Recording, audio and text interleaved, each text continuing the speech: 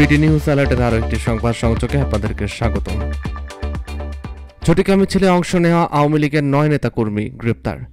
রাজধানীতে ঝটিকা মিছিলে অংশ নেওয়া ও নাশকতার পরিকল্পনায় অভিযোগে নিষিদ্ধ আওয়ামী লীগ এবং এর অঙ্গ সংগঠনের 9 নেতাকর্মীকে গ্রেপ্তার করেছে মহানগর গোয়েন্দা পুলিশ ডিবি।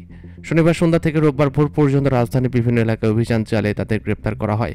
তারা হলেন ঢাকা দক্ষিণ সিটি কর্পোরেশনের 10 নম্বর ওয়ার্ড স্বেচ্ছাসেবক লীগের সভাপতি মকসেদুর রহমান মোল্লা, মুন্সিগঞ্জ শ্রীনগর থানা আওয়ামী লীগের স্বেচ্ছাসেবক লীগের সাবেক সভাপতি এনামুল হুদা লালু, ঢাকা মহানগর দক্ষিণ আওয়ামী লীগের যুবলীগের 9 নম্বর ওয়ার্ড সাবেক সদস্য ও মতিঝিল থানা আওয়ামী লীগের মৎস্যজীবী লীগের প্রচার সম্পাদক আব্দুল গাফফার, লালবাগ থানা 24 নম্বর ওয়ার্ড আওয়ামী লীগের সভাপতি বাহারুল ইসলাম টিটু, মিরপুর থানা ছাত্রলীগের কর্মী সাইফুল ইসলাম লিওন, ঢাকা মহানগর দক্ষিণ আওয়ামী লীগের তথ্য ও গবেষণা বিষয়ক সাবেক সম্পাদক এবং বন ও পরিবেশ সম্পাদক নাইম নোমান, ডেমরা থানা যুবলীগের সাংগঠনিক সম্পাদক হুমায়ুন কবির রাজন, ভোলা সদর উপজেলার চারসাইমানা ইউনিয়ন আওয়ামী লীগের সভাপতি ও ইউনিয়ন পরিষদের চেয়ারম্যান মহিউদ্দিন মাতব্বর এবং ভাটারা থানা ছাত্রলীগের সাবেক সহসভাপতি ও টাঙ্গাইল জেলা শাখা শেখ রাসেল জাতীয় শিশু কিশোর পরিষদের সহসভাপতি শিকদার সোহেল হাজারি।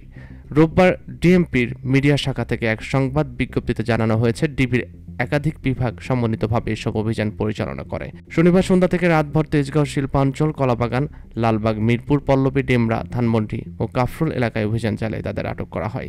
ডিএনপি আরও জানায়, গ্রেপ্তারকৃতদের বিরুদ্ধে রাজধানীতে আইন শৃঙ্খলা পরিস্থিতি অস্থিতিশীল করা, ঝটিকা মিছিলের মাধ্যমে জনমনে আতঙ্ক সৃষ্টি ও বিভিন্ন ধারায় দায়েরকৃত মামলার অভিযোগ রয়েছে। তাদের বিরুদ্ধে আইনানুগ ব্যবস্থা প্রক্রিয়াধীন।